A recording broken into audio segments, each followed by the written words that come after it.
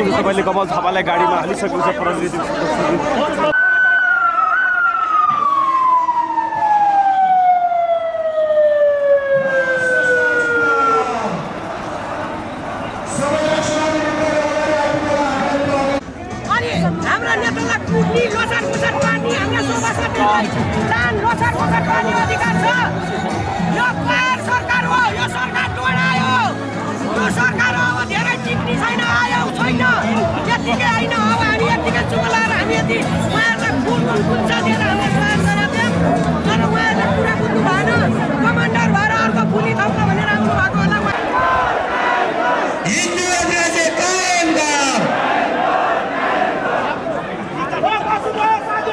हिंदू अधिराज्य कायम कर, हिंदू अधिराज्य कायम कर।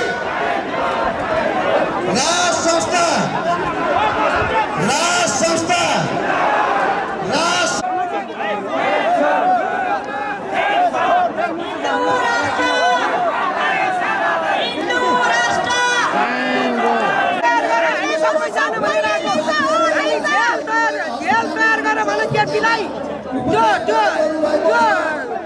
मंत्री मान्छे व्यक्तिलाई 50,000 मान्छे बेचेर 50 लाख खान्छ। तपाईहरुकै बाउ भाइ बहिनी दाजु भाइ दिदी बहिनी मामा चेला फुपू चेला होला नि, यस्तो गर्न हुन्छ?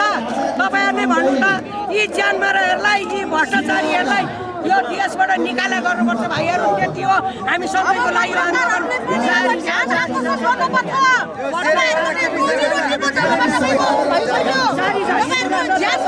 पत्रकारले कतिलाई थुनेर मारे, कतिलाई लुटे, कतिलाई लखेटे। तपाईहरुले ध्यान आकर्षण गर्नु, यो भ्रष्ट नेताहरुलाई ढलाउनै पर्छ।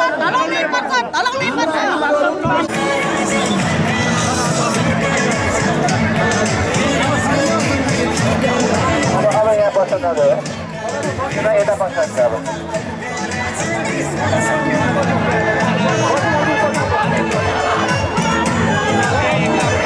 साथीहरूलाई धैर्यताका साथ प्रस्तुत दिनको लागि पनि म आग्रह गर्न चाहन्छु।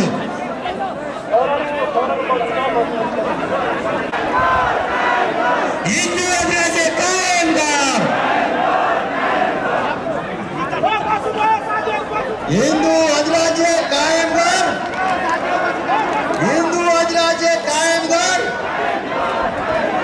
राज संस्था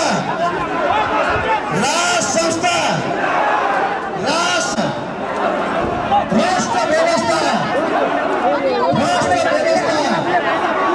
धैर्यताका साथ बस्दिन म सबै साथीहरूलाई आग्रह गर्दछु।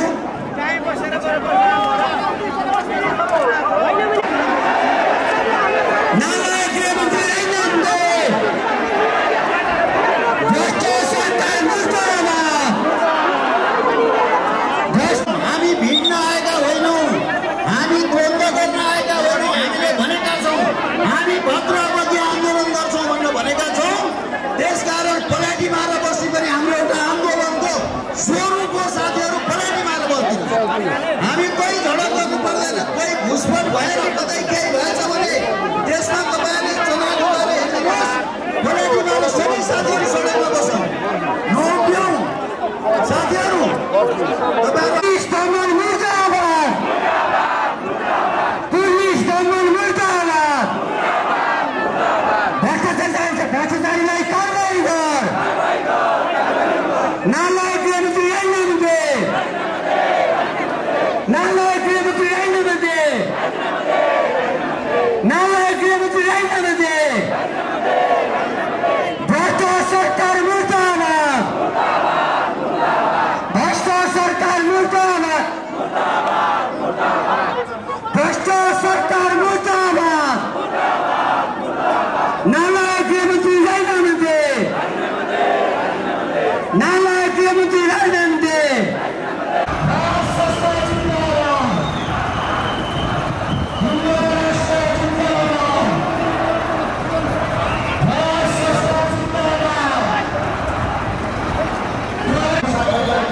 दर्शकले देखेर देख्नुहुन्छ प्रहरी र राजावादी बीच धकाधकेल भइसकेपछि प्रहरीले राजावादीलाई नियन्त्रणमा लिएको छ। तपाईँ देख्न सक्नुहुन्छ यति बेला अब दुःखै माहौल चाहिँ